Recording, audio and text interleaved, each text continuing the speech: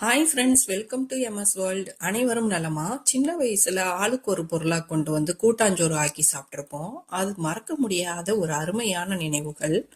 வளர்ந்ததுக்கு அப்புறம் நாம அதை செய்யறது இல்ல. இன்னைக்கு வீட்லயே குக்கர்ல நான் செஞ்சிருக்கேன். அவ்வளோ அருமையா வந்திருக்குது. அவரைக்காய் கட் பண்ணி வச்சிருக்கேன், 2 பல்லாரி வெங்காயம், 6 பல்லு பூண்டு நீட்ட நீட்டமா கட் பண்ணி வச்சிருக்கேன், 3 தக்காளி பழம், அதோட 1 கப் அரிசி, 1/2 கப் துவரம்பருப்பு கழுவிட்டு ஊற வச்சிருக்கேன். கத்திரிக்காய், உருளைக்கிழங்கு, முள்ளங்கிலாம் கட் பண்ணி தண்ணியில போட்டு வச்சிருக்கேன். குக்கர்ல தான் செய்ய போறேன். குக்கர்ல எண்ணெய் சேர்த்துக்கிறேன். எண்ணெய் நல்லா சூடேறினதும் ஃபர்ஸ்ட் பூண்டு தான், 6 பல்லு பூண்டு நீள நீளமா கட் பண்ணி வச்சிருக்கேன். அதோடவே 2 பல்லாரி வெங்காயத்தை சேர்த்து கண்ணாடி பதம் வர அளவு வதக்கி விடுறேன். ரொம்ப வதக்க தேவையில்லை. இதோடவே காய்கறிகளையும் வதக்கி தான் செய்ய போறோம். அப்போ வெங்காயமும் நல்லா வதங்கிடும். இப்போ வெங்காயம் இந்த அளவு கண்ணாடி பதம் வந்துருச்சு. ஃபர்ஸ்ட் நான் அவரைக்காவும் கத்திரிக்காவும் தான் சேர்த்துக்கிறேன். அதுதான் கொஞ்சம் வேகிறதுக்கு டைம் எடுக்கும், அதனால அதை ஃபர்ஸ்ட் சேர்த்துக்குவோம். கத்திரிக்காவை தண்ணி வடிச்சு சேர்த்துக்கிறேன். சேர்த்துட்டு நல்லா கலந்து கொடுத்துக்குவோம். ஒரு 3 நிமிஷம் வதக்கி விட்டுருவோம். வீடியோல நான் அவ்வளோ டீட்டெயில்டா காமிக்கல. முள்ளங்கி, உருளைக்கிழங்கு அதுக்கடுத்து சேர்த்துக்கிறேன். சேர்த்து நல்லா மிக்ஸ் பண்ணி விட்டுறேன். இப்போ காய்கறிகளுக்கு மட்டும் தேவையான அளவு உப்பு சேர்த்து வதக்கி விடுறேன். அப்பதான் காய்கறியில உப்பு நல்லா இறங்கி இருக்கும், சாப்பிடும்போது நல்லா கரெக்டா இருக்கும். உப்பு சேர்த்து நல்லா மிக்ஸ் பண்ணி விட்டுருவோம். மஞ்சள் தூள், மிளகாய் தூள், மல்லித்தூள், ஜீரகத்தூள், அதோடவே பெருங்காயத்தூளும் சேர்த்துக்கலாம். இப்போ நான் சேர்க்க மறந்துட்டேன், அதனால தக்காளி சேர்க்கும் போது சேர்த்துக்குவேன். இந்த மசாலாவை சேர்த்து ஒரு 2 to 3 நிமிஷம் நல்லா கலந்து கொடுத்துக்குவோம். ரொம்ப நேரம் கலக்க வேண்டாம், அடி பிடிச்சாலும் பிடிச்சுக்கும். அடி பிடிக்காம இருக்கணுங்கிறதுக்காக தான் மசாலா சேர்த்த உடனே தக்காளி பழத்தையும் சேர்த்துக்கிறேன். தக்காளி பழம் சேர்த்த உடனே பெருங்காயத்தூளும் சேர்த்துருந்தேன், அது வீடியோல மிஸ் ஆயிடுச்சு. தக்காளி நல்லா மசியட்டும், நல்லா மசிஞ்சு வதங்கி வரட்டும். அப்பதான் சாப்பாடு நல்லா அருமையா டேஸ்டா இருக்கும். நல்லா இந்த அளவு வதங்கட்டும். இப்போ நல்லா வதங்கி வந்ததும் துவரம்பருப்பு ஊற வச்சிருந்தேன் 1/2 கப்பு, அதை தண்ணி வடிச்சு சேர்த்துக்கிறேன். சேர்த்து நல்லா 2 நிமிஷம் கலந்து கொடுத்துக்குவோம். இந்த துவரம்பருப்பு மட்டும் தனியா இப்போ வேக வச்சுட்டு அதுக்கப்புறம் கூட அரிசி சேர்த்துக்கலாம். ஆனா நான் இன்னைக்கு துவரம்பருப்போடவே தான் அரிசியும் சேர்த்து ஒன்னாவே சாதம் வைக்க போறேன். உங்களுக்கு எப்படி பிடிச்சிருக்கோ அது போல செஞ்சுக்கோங்க.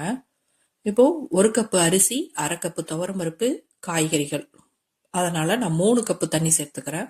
இப்போ 2வது, இப்போ 3வது டம்ளர் சேர்த்தாச்சு. நல்லா ஒரு தடவை கலந்து கொடுத்துக்குவோம். நல்லா இது கொதிக்கணும். இப்போவே நான் அரிசிக்கு தேவையான அளவும் உப்பும் சேர்த்துக்கிறேன். உப்பு கொஞ்சம் இந்த தண்ணியில தூக்கலா தெரிகிற மாதிரி சேர்த்துக்கணும். அப்போதான் நமக்கு சாதம் வெந்து வரும்போது உப்பு கரெக்டா இருக்கும். இப்போ நல்லா கொதிக்குது. அரிசியை தண்ணி வடிச்சு சேர்த்துக்கிறேன். சேர்த்து விட்டு நல்லா கலந்து கொடுத்துட்டு குக்கரை மூடி வச்சிடலாம். நாம குக்கர் மூடி வச்சு விசிலையும் வச்சுட்டேன். வெயிட் போட்டு வச்சுட்டு ஒரு 2 விசில் விட்டாலே எனக்கு இந்த சாதத்துக்கு கரெக்டா இருக்கும். நீங்க யூஸ் பண்ற அரிசிக்கு எத்தனை விசில் விடணுமோ அது போல பக்குவமா பார்த்து விசில் விட்டுக்கோங்க. இப்ப விசில் விட்டதும் ஆஃப் பண்ணிட்டேன் ஸ்டவ்வை. இந்த பக்கம் முருங்கைக்கீரை பொரியல் தான் செய்யும். எண்ணெய் நல்லா சூடேறிடுச்சு. கடுகுளுந்து பொரிய விட்டு ஒரே ஒரு காஞ்ச மிளகாவை கிள்ளி சேர்த்துக்கிறேன். அதோட பூண்டு ஒரு 6-7 பல்லு பூண்டு நீள நீளமா கட் பண்ணி வச்சிருந்தேன், அதையும் சேர்த்து நல்லா வதக்கி விடுவோம். கடலைப்பருப்பு 1/2 மணி நேரத்துக்கு முன்னாடியே ஊற வச்சிட்டேன். அப்படியே சேர்த்தோம்னா ரொம்ப ட்ரையா பல்லுக்கு அவ்வளோ நல்லா இருக்காது. இப்படி ஊற வச்சு சேர்த்தோம்னா ரொம்ப பல்லு டேமேஜ் பண்ணாது. அதனால இப்படி சேர்த்துக்கிறேன், கொஞ்சம் சாஃப்டா இருக்கும். இதை ஒரு 3 to 4 நிமிஷம் வறுத்து கொடுத்துக்குவோம். அப்பதான் சாப்பிடும் போது நல்லா இருக்கும். ஊறி வந்ததுனால சீக்கிரம் வெந்துடும். இப்போ பல்லாரி வெங்காயம், 3 பல்லாரி வெங்காயம் ஸ்லைஸா கட் பண்ணி வச்சிருக்கேன், அதை சேர்த்து நல்லா வதக்கி கொடுத்துக்கிறேன். இந்த வெங்காயத்துக்கு தேவையான அளவு தூள் உப்பும் சேர்த்துக்கிறேன். வெங்காயம் கண்ணாடி பதம் வர அளவு வதக்கி விட்டா போதும். நான் சேர்க்கிற கீரை அளவுக்கு 3 பல்லாரி வெங்காயம் கரெக்டா இருக்கும். நீங்க எந்த அளவு சேர்க்கிறீங்களோ அந்த அளவுக்கு வெங்காயத்தை சேர்த்துக்கோங்க.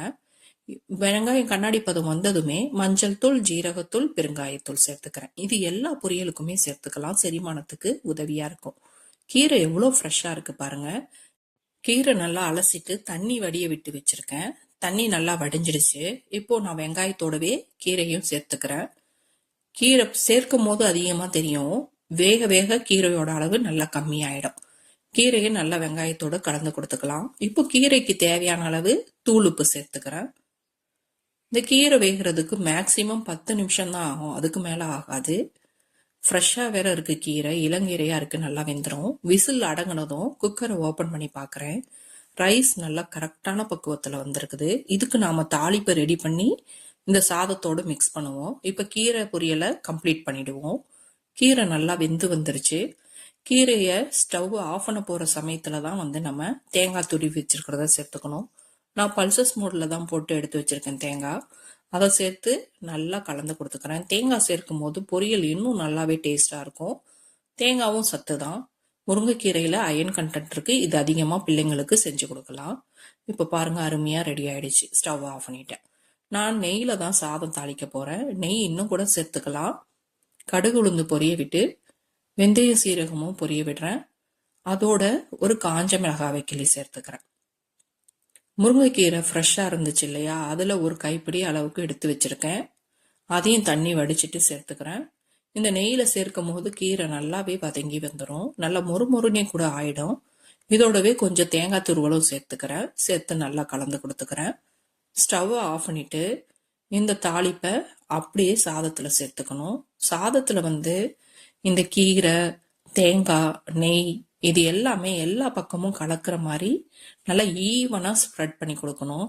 அப்போதான் எல்லா இடத்துலையும் நல்லா அந்த நெய் வாசம், கீரையோட இது எல்லாமே நல்லா இறங்கி இருக்கும், ஃப்ளேவர் இறங்கி இருக்கும். பிள்ளைங்களுக்கு ரொம்ப பிடிச்சிருந்தது. எங்கள் வீட்டில் கொஞ்சம் கூட இந்த சாதம் மீதுமே இல்லை, உடனே காலி ஆயிடுச்சு. மீன் பிரியாணியும் அப்படிதான் ரொம்ப அருமையாக வந்திருந்தது. அதனால நீங்கள்லாம் இதை ட்ரை பண்ணி பார்த்துட்டு உங்களுக்கு எப்படி வந்ததுன்னு சொல்லிட்டு ஃபீட்பேக்கை கமெண்ட்ல சொல்லுங்க, நானும் தெரிஞ்சுக்கிறேன். உங்களுக்கு இந்த வீடியோ பிடிச்சிருந்தா லைக் பண்ணுங்க, சப்ஸ்கிரைப் பண்ணுங்க. ரொம்ப பிடிச்சிருந்தா ஃப்ரெண்ட்ஸ் அண்ட் ஃபேமிலிக்கு ஷேர் பண்ணுங்க. தேங்க்யூ.